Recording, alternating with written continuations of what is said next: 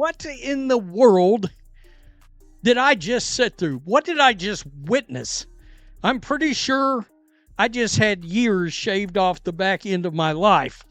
What a tough, ugly watch this game was, and on top of it, they lost. They lost. What if justice in sports is just an illusion? What if the final score, the ultimate decider of victory and defeat, is merely a postscript to a story already written by a hidden agenda? We tell ourselves that the game is played on the hardwood, a contest of skill, will, and strategy. But a recent Indiana Fever game ripped that comfortable fantasy to shreds, exposing a chilling reality that has been festering just beneath the surface of the WNBA. A shadow now looms over the league, cast by a series of events so baffling, so blatantly unfair, that they can no longer be dismissed as mere mistakes. This wasn't just a single missed call, it was a horrifying moment of institutional failure that has left fans and analysts alike questioning the very integrity of the game. It was a night that revealed a disturbing officiating agenda, one that seems determined to undermine the league's most talked about team. Now here's the one thing with that last play that I'm speaking about. It seemed like they called it a loose ball foul at first, which would have been favorable for us because we have them in the bonus. Yeah, we were in the bonus with 5.5 minutes left to go. First time all season. I was shocked. We grabbed the rebound. Looked like they called it a loose ball foul. Yes, we can go to the free throw line. Oh, they changed it. Reset time. The LA Sparks just got the spark versus the Fever for some reason, man. But the Sparks always have matched up well with the Fever since last season, man. Tough ending for the Fever girls. Just some missed free throws, some questionable shots. Could have got it, man. Close game. I ain't even mad. The intensity is there, man. This team, if they can keep up this intensity, is going to be real nice when Caitlin Clark gets. The stage was set for a routine mid-season matchup. The Indiana Fever, playing in their home arena, filled with an electric energy that has followed them all season, were set to face the Los Angeles Sparks, a team mired in a difficult rebuilding year. For the Fever, it was a chance to secure a crucial win and build momentum, but the narrative of this game would not be defined by Aaliyah Boston's dominance in the paint or Natasha Howard's veteran poise. Instead, the story was hijacked in the first quarter by a moment of shocking violence. Fever forward Sophie Cunningham, a player whose identity is built on relentless hustle, dove to the floor for a loose ball. It was a play defined by pure effort, a 50-50 ball that tests a player's desire. But what transpired was not a battle for possession, it was an assault. And the referees, let's just blame the referees and say, hey, but you called a loose ball foul. This was a game that we should have won. Again. And a game that we lost, unfortunately. 89-87, Los Angeles Sparks defeat the... A disaster. This was a disaster. The Indiana Fever cannot keep losing to teams like the LA Sparks if they're supposed to be a good team. And Rickea Jackson, she just flat abused the Fever in the last 3 minutes of the game. Seriously, what was Cydney Coulson, man, shout out to her, dog. I can't overlook her. 6 points, 5 assists, 2 rebounds with that intelligent block, like it. 2 of 4 from the floor and then 2 of 3 from the three. I mean, she was shooting like she was the scorer of the team. She put on her airy bag tonight.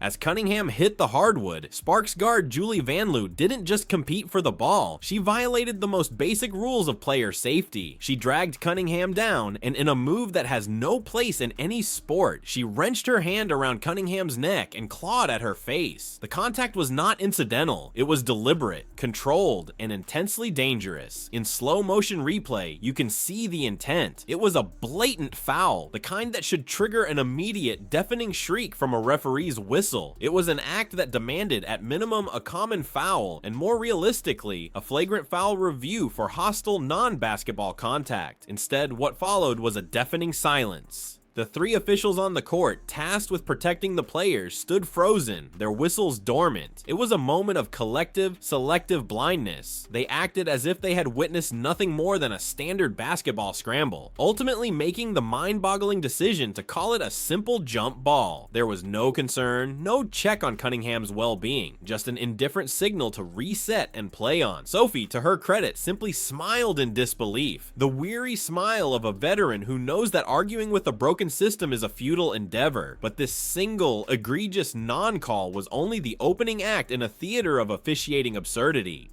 And we talk about this. We are circled on everybody's schedule. Everyone, no one likes us, right? So everyone in our locker room, that's the only type of people that we have that we can lean on. And we got to be better in that area. We have got to stay disciplined. We have to stay focused. We need to get consistent, and we got to lean on each other. And I think that we've kind of wavered a little bit on that. We have our own islands, but, as one of the leaders on the team, I got to do a better job of grouping people, right? In the fourth. They went with Lexi Hall in the starting lineup, and she was just trying to get charge calls all night, trying to get the charge calls because she was lacking with the size with Rakia Jackson.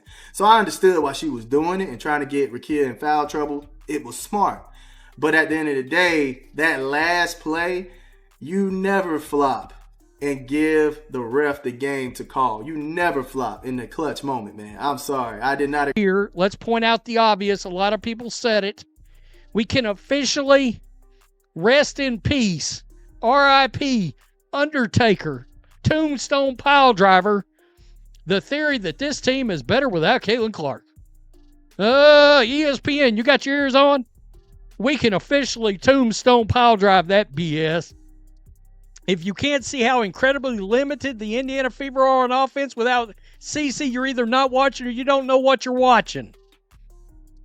The hypocrisy of the night was truly cemented a short time later. In a stark and damning contrast to the violence that was permitted, the officials turned their microscopic focus onto a moment of pure basketball brilliance from the Fever. Indiana's Cydney Coulson, playing tenacious defense, executed a perfect block on Dearica Hamby. Her timing was impeccable, her form flawless. Her hand met the ball cleanly, swatting it away without a hint of body contact. It was a highlight reel defensive play, the kind that energizes a team and its home crowd. Yet, in this instance, the referee's whistles were instantaneous. A foul was called on Coulson, punishing her for her defensive perfection. The call was so transparently wrong that Fever coach Christy Sides had no choice but to burn her precious coach's challenge to force the officials to confront their own mistake. What followed was a spectacle that drained all momentum from the game. The officials huddled around a tiny monitor for nearly 5 excruciating minutes, dissecting a play that was obvious to everyone in the arena. The players stood around, growing cold. The fans grew restless, their groans of frustration echoing through the building. The announcers were left grasping for words, unable to explain what the referees could possibly be debating. Was her block too clean? Was her defensive precision somehow an infraction? The lengthy review felt less like a quest for the right call and more like a desperate attempt to justify their initial error. Eventually, they had no choice but to overturn it, but the psychological damage was done. The double standard had been laid bare for all to see. A violent, dangerous face grab on Sophie Cunningham. Nothing to see here. Play on. A textbook, clean defensive block. A major infraction requiring a 5-minute forensic investigation. The message from the officials was chillingly clear. Aggression against the Fever is permissible, but their own fundamental excellence will be met with suspicion and penalty.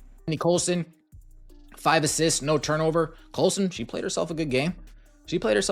Michaela Timpson, 5 points, 1 block. Really 2 blocks. I'm not sure why it's only talked about as 1. 6 rebounds. Michaela Timpson looked great today. Michaela Timpson looked pretty good today. I gotta be honest. 3 fouls in 12 minutes. Not what you would like to see. 1 foul was definitely. And also Howard. Howard was doing a big one too. 8 of 11 from the field. 21 points. Had 4 turnovers. Have to take care of that ball. But 2 blocks, 1 steal, 3 assists, and 9 rebounds. Howard has been consistently giving us everything she got out there, man. So I have to give it to her. She's been giving us everything she got. So shout out to her. Yeah, they took care of the ball pretty well today. The targeting of Sophie Cunningham carries a particularly bitter sting because of the specific role she has carved out for herself on this team. In a season where Caitlin Clark has become a lightning rod for unprecedented physical aggression, Cunningham has emerged as the Fever's undisputed enforcer. She is the team's immune system, the player who steps in to fight off the infections of disrespect that the referees allow to fester. When Cydney Carter delivered a cheap shot heard round the world, a blindside hip check away from the ball, Cunningham was the first player in her face, a silent but intimidating presence making it clear that such actions would have consequences, even if the officials wouldn't provide them. Her role was born out of necessity, a direct response to the league's failure to protect its brightest new star. She is the embodiment of the unwritten rules of basketball, the protector who ensures a line is not crossed. The devastating twisted irony is that the very player who polices the game when the referees won't was the one left completely abandoned and unprotected by that same system. The non-call wasn't just a mistake, it felt like a calculated betrayal, a punishment aimed at the very person who dares to hold opponents accountable. It was the system attacking its own corrective measure, sending a clear message to the Fever: no one is coming to save you. Somebody was saying earlier, and I took note of it, that when the Fever called a timeout at the very end of the game, anybody know Stephanie White didn't draw up any plays? What are you doing exactly? What would you say it is that you do here? Question mark. The office, your office space. What would you say it is that you do here exactly? This toxic atmosphere of biased officiating was not just a sideshow, it directly poisoned the outcome of the game. The Fever fought tooth and nail, with Aaliyah Boston putting up a monster performance and Natasha Howard providing a steady veteran presence. But they were fighting a war on two fronts. The mental and emotional toll of battling both an opponent and the officials is immeasurable. It's a slow drain on cognitive resources, forcing players to second-guess every move, wondering if their next great play will be wrongly penalized. This exhaustion manifested in the final critical moments. The Fever lost the game by a single agonizing point, 88-87, missing their last 5 shots in a frantic and desperate final minute. Those weren't just missed shots, they were the consequence of a team running on fumes, their composure shattered by the constant feeling of injustice. A 1-point loss is a game of inches, and the inches the Fever lost were stolen by a series of baffling calls and non-calls that tilted the floor in favor of the Sparks. Yet, amid the pain of this loss, a significant silver lining emerged. The game served as a public execution for one of the laziest and most insulting media narratives of the WNBA season. For weeks, prominent analysts on major sports networks had been pushing the clickbait theory that the Indiana Fever were somehow a better, more fluid team without Caitlin Clark.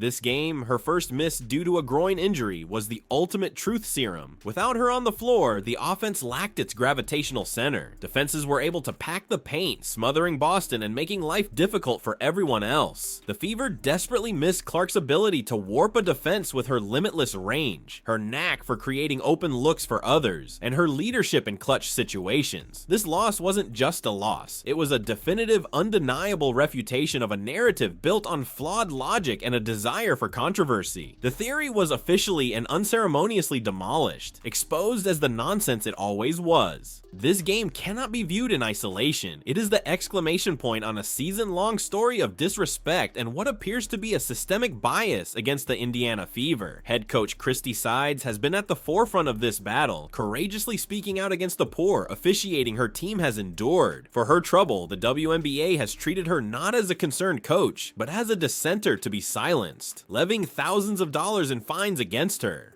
These fines are not just financial penalties, they are gag orders designed to intimidate a coach into accepting unfair treatment in silence. The league seems more invested in protecting its fragile officiating crews from criticism than in ensuring the integrity of its product, especially at a time of explosive growth. It's a baffling strategy to profit from the Caitlin Clark effect with one hand, while allowing the other hand to seemingly sabotage her team's chances. It's a conflict of interest that fans are noticing, and their frustration is boiling over in forums and social media, where clips of missed calls against the Fever go viral on a weekly basis. In the end, the image of Sophie Cunningham being grabbed by the face with no whistle will be the enduring symbol of this game, and perhaps this entire season. It represents a team being assaulted while the authorities look away, a team being penalized for its own excellence, and a team whose protector was betrayed. The Fever are not just victims in this narrative, they are protagonists in a story of defiance. This adversity is forging them into something stronger, something more resilient. When Caitlin Clark returns to the lineup, she will rejoin a team that is not just battle-tested against opponents, but hardened by a fight against the very system they play in. Their quest for a championship is no longer just about basketball, it's about vindication.